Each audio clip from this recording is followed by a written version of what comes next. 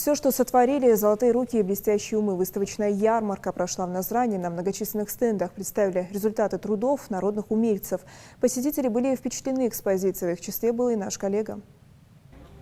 Выставка представляла собой передвижную галерею с 25 демонстративными платформами, расположенными по обе стороны аллеи, ведущей к администрации Назрани. Всего посетители увидели порядка 500 творений 61 автора. Войлочное искусство приковывало взгляды посетителей выставки. Знакомятся с ингушской самобытностью и гости из других регионов, как, например, эта семейная пара, которая приобрела одну из работ за 15 тысяч рублей. Юная мастерица Мадина Газгириева тоже представила публике свои творения. И, по словам девушки, залог успеха прост. Это наш первый ковер.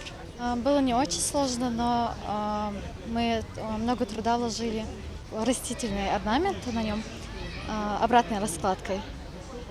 Валяли 2-3 недели, и результат. Среди 2 дюжин столов, на которых экспонировались произведения современного искусства, достойное место заняли произведения литературы. Участники, вдохновленные идеей выставки, представили книги, знакомящие читателя с изысканным искусством. Лучшие из этих книг занимали выставочное пространство ингушского писателя Исыка Дзоева. Он представил широкой публике новый шедевр – автобиографический роман «Сага о железном кулаке», на страницах которого ценитель родной литературы узнает о жизненном пути одного из ярких представителей ингушского народа. А вот что говорит сам мастер пера об идее проведения подобного мероприятия.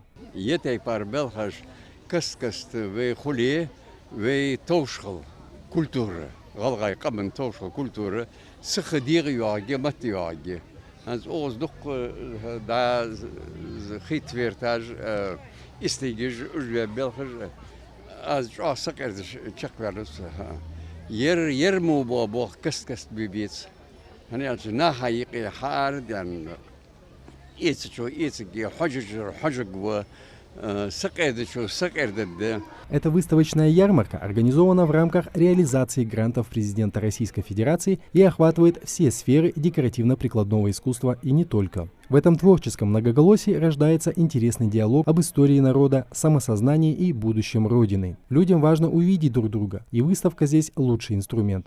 Самое главное – это культурная пища. Самое главное, мы засиделись дома в ряду определенных обстоятельств.